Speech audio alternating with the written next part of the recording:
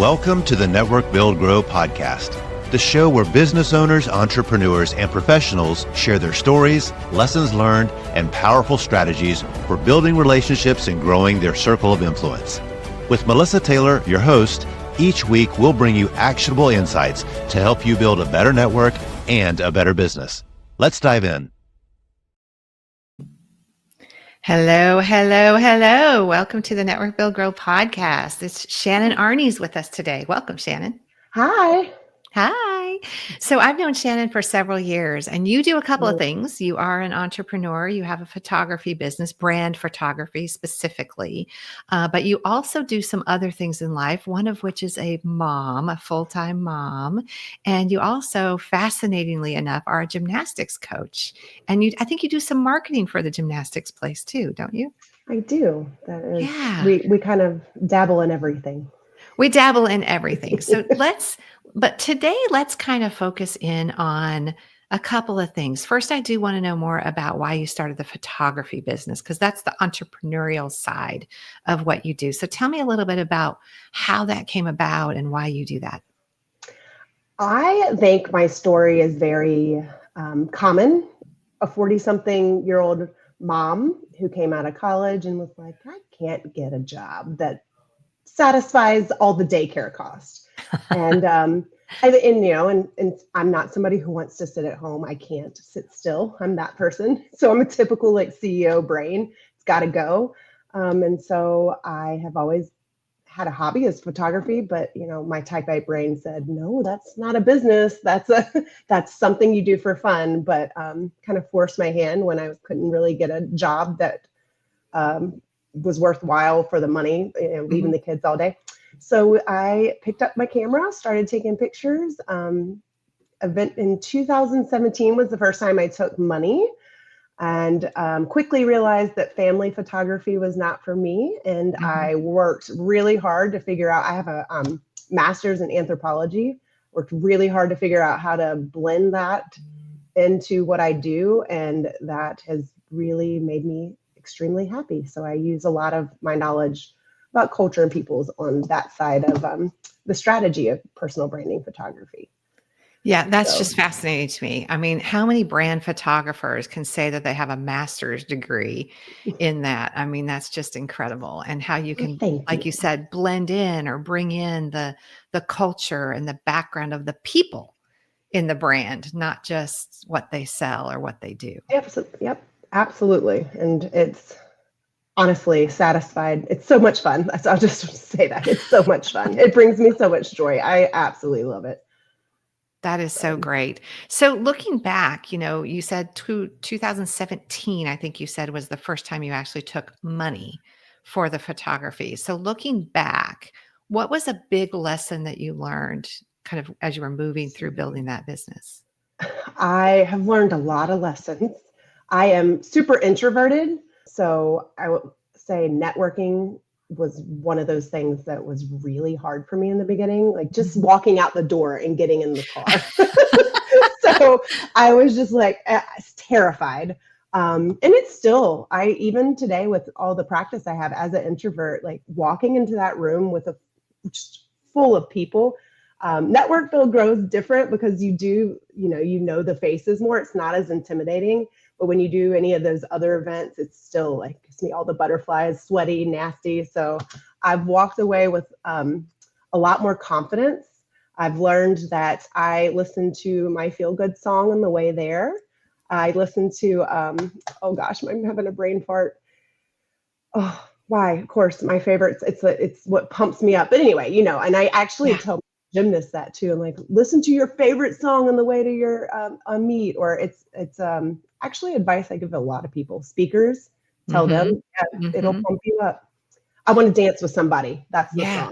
I'm telling you, it makes such a difference. And I think there's a lot of research behind music and brain waves and anxiety and all of that. So it does make a big difference if you have something that is your go-to. And then there's some people that's the opposite, right? Like they have to have complete silence to kind of get that. So, okay. So one of the lessons that you've learned is you have to leave your house, go out the door and just do it. Yes, absolutely. You've got to just do it. it's kind of fits into that box of done is better than perfect too. Like Mhm.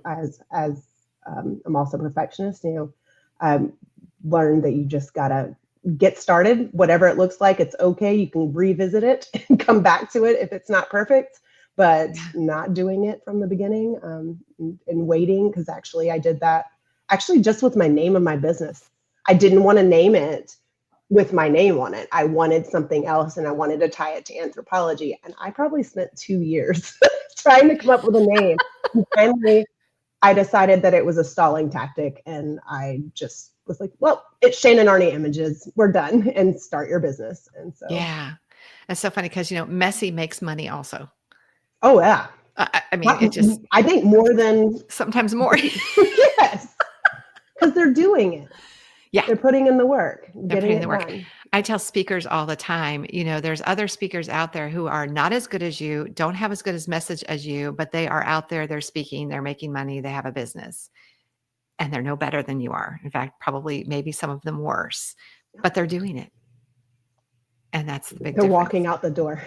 They're walking out the door. They're putting themselves out there.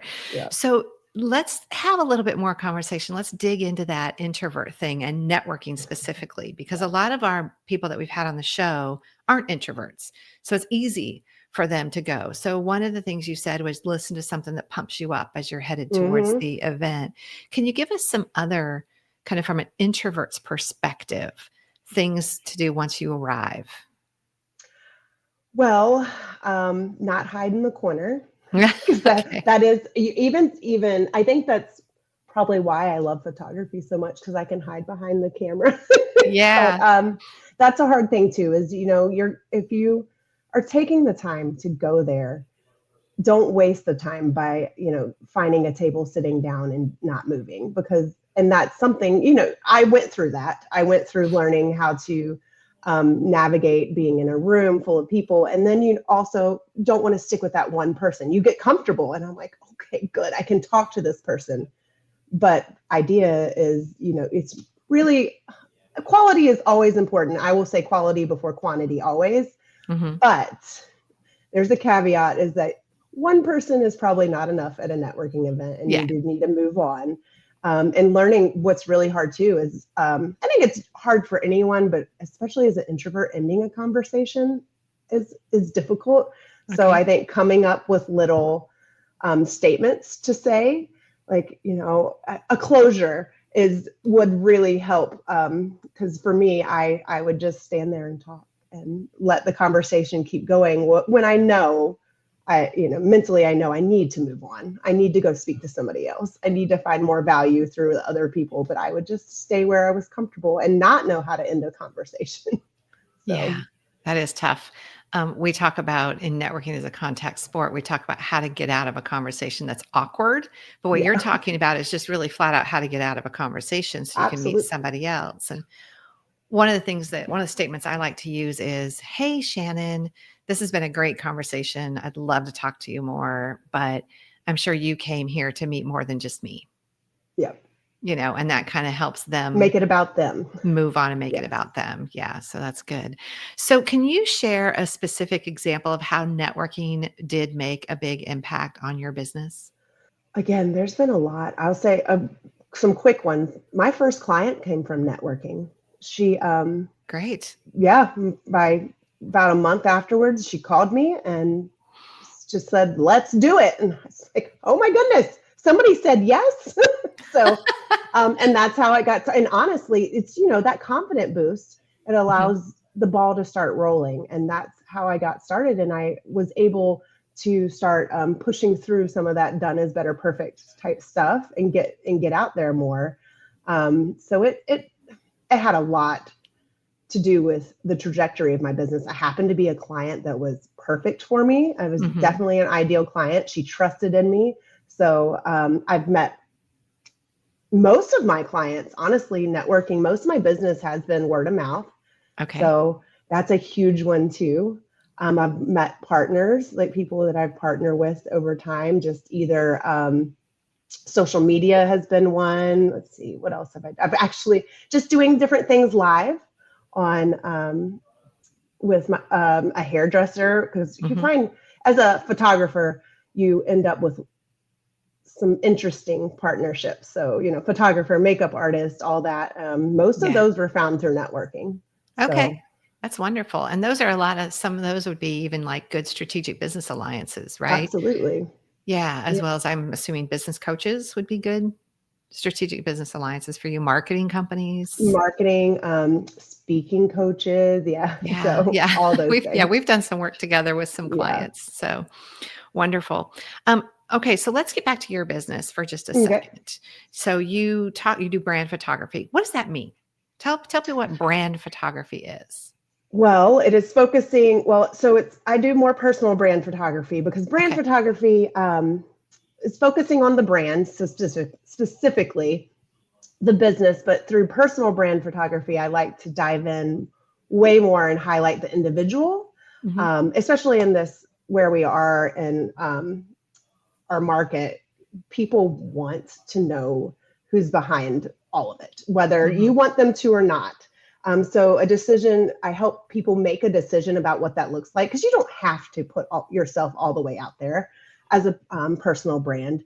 So what we are able to do is really define what that looks like, draw boundaries for yourself. As an introvert, I'm somebody who doesn't like to put a lot of things on social media or on the website about, it's just not in my character. So figuring out what kind of conversations you want to have, that will blend into your branding as well. It's not, I think, and a lot of people don't realize that, is like you have to make conscious decisions about what you're comfortable with first, and then apply that to your brand or your personal brand. And so I help people do that. And then, so much goes into branding, your websites, and then just the verbiage you're using, and everything is highlighted by your imagery as well. So then that's where the pictures come in to help support whatever we've decided throughout the brand, So yeah, because you can look at a picture and you can instantly tell if they're fun loving or if they're more serious, or if they're more of a wisdom and sage, or kind of just by looking at a picture. And I can tell you, that's how I've picked all of my doctors, looking at their pictures online, and it's been successful. So there is a lot that comes out of a picture. That's okay. Yeah, you're a mom. Tell us a little bit about that. So you have how many children now? 4. You had to think about it. Well, I thought about, am I going to say too many or 4? Do I bring humor, or will people be like, oh my gosh, why would she say that?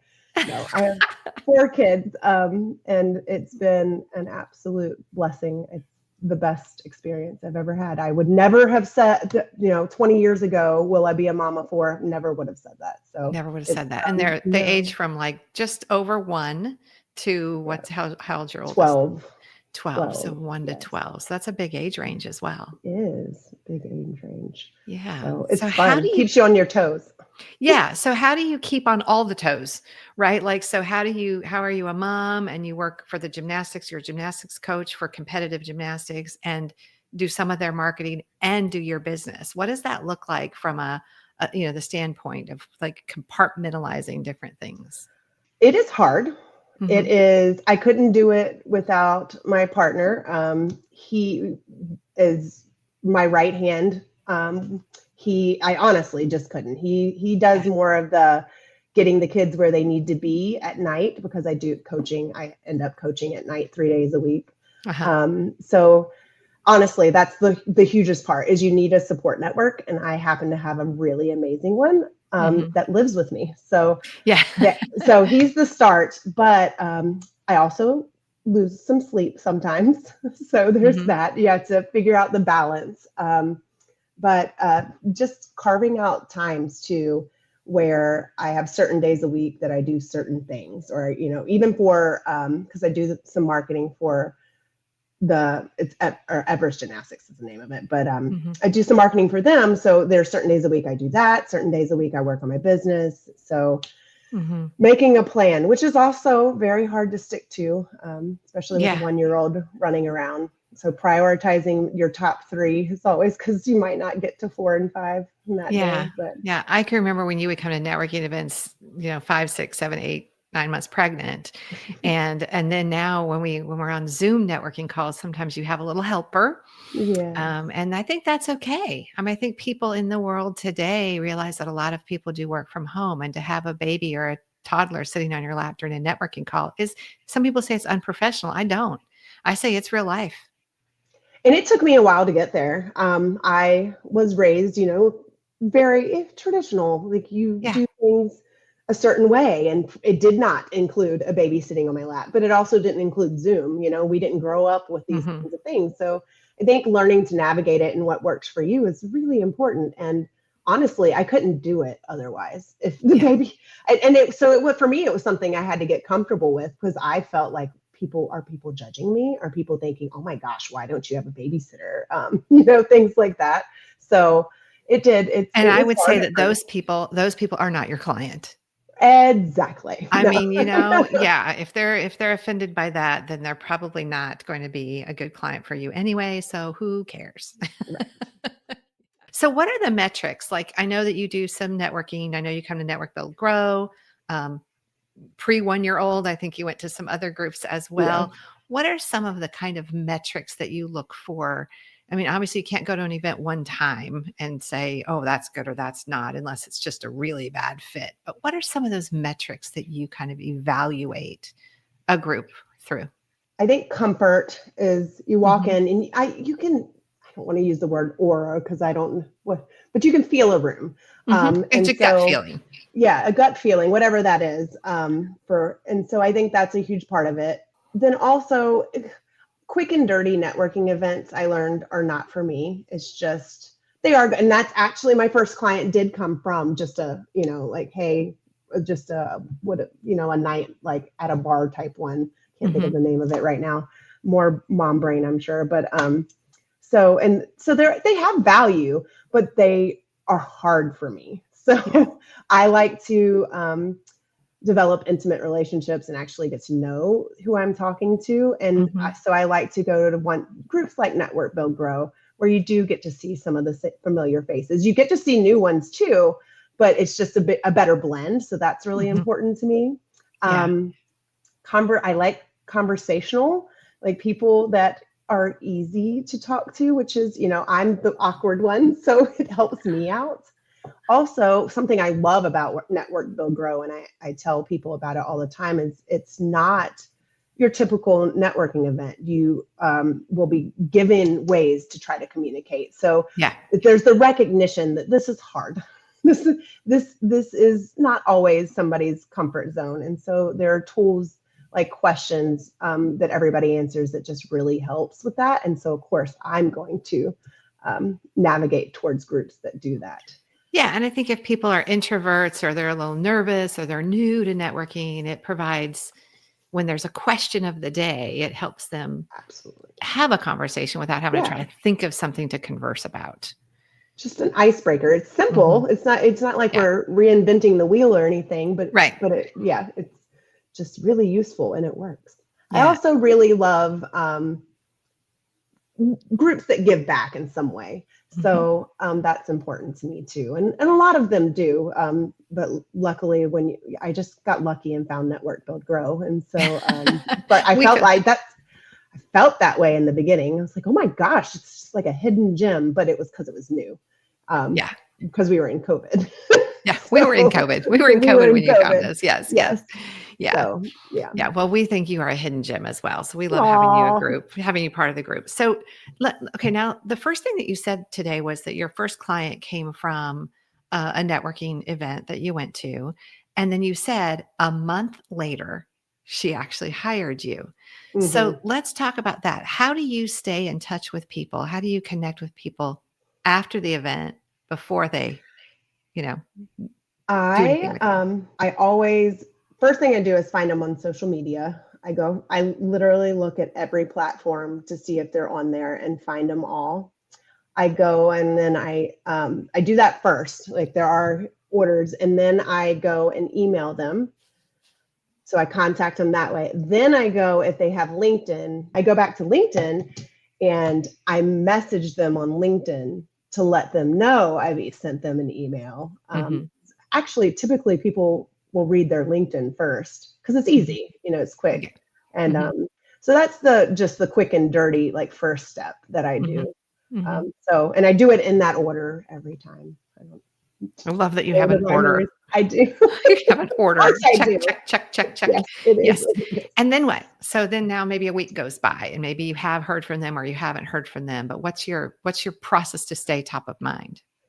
Typically, I've gotten really lucky and people do follow up, so I don't get ignored at all. Because that, again, as an introvert, it's hard to pester people. I'm like, oh, I don't want to.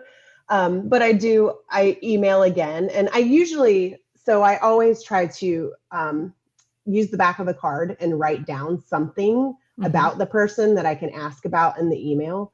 So it's not, I do have a template I use, but I put in something in that template that's personal. So I usually pull that back into a second email if I, hope your vacation went well, or I hope your child is feeling better if they were sick, something like that. So I try to pull that back in and really just only have that personal touch in the second email, because it's not, I feel like they are more likely to respond if it's just how you doing? Are you? Yeah. And my least favorite words are, I'm just circling back. Oh yeah. I can't stand that language. So yeah. So absolutely having something personal. Sometimes I'll send them an article I read. Hey, I saw this article, thought of you. Great idea. Some things like that. How do you keep track of it? Not well. It's all honesty here today. Not well. Luckily, Google has that thing where you can set up and be like, it's nudge or something, and then nudge it'll tell and you. snooze. So I don't track. I'm bad. I'll just be honest. This will be one of my places. Follow up is actually one of my hardest things. I have to do it as soon as I get home that day or the next day, or it's not going to get done. So, and then you're like, well, why did I even go to the networking event? Because it's right if you don't follow up. Yeah, it's amazing how many people go to networking events and don't follow up. And the one that kills me is people that don't follow up with your follow up. So like you feel like you made a good connection, you follow up with them, they don't write back. You're like, are you kidding me? Hello. Like, why were you there? Right. Yeah. So it's always interesting to me. So that's am I in your spam folder? Where are we? Yeah. What are we doing here? And so that's interesting. If you network for your business, you already know follow-up is everything when it comes to growing relationships and driving success. But here's the thing. Most of us want to follow up well. We just get stuck. Staying consistent, keeping it personal, making it stand out, it's hard. That's why I use NetEffect.io. It makes follow-up simple, cuts through all the noise, and helps me stay on top of every relationship without dropping the ball. I never miss a follow-up, and honestly, my network wouldn't be the same without it. So check it out, neteffect.io. And right now, you can use promo code NBG50 for 50% off of your first month. neteffect.io, your secret weapon to unforgettable follow-up. So tell me, what is one of the core driving factors for integrating networking into your marketing strategy? People. People. One of the things that's hardest for me is working alone. I'm such a, I don't. You're an introvert, but you like community.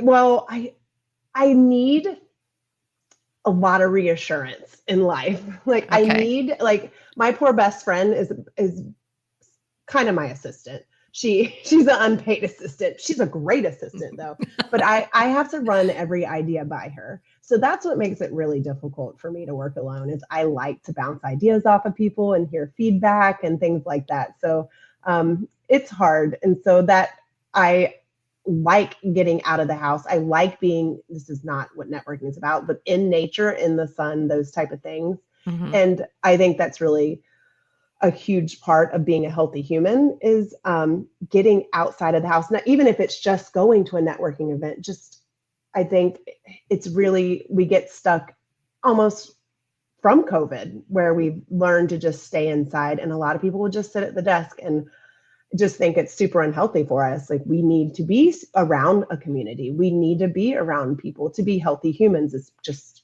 biologically how we were made, whether I'm an introvert or not. So that's a huge part of it, is I need the structure. I need to get out of the house. It's healthier for me, even though it's hard. But also, I love building relationships that support my business and other people's businesses. So that's a huge part of it. And it makes you not feel alone, and you're part of a bigger group, all going through the same things. So.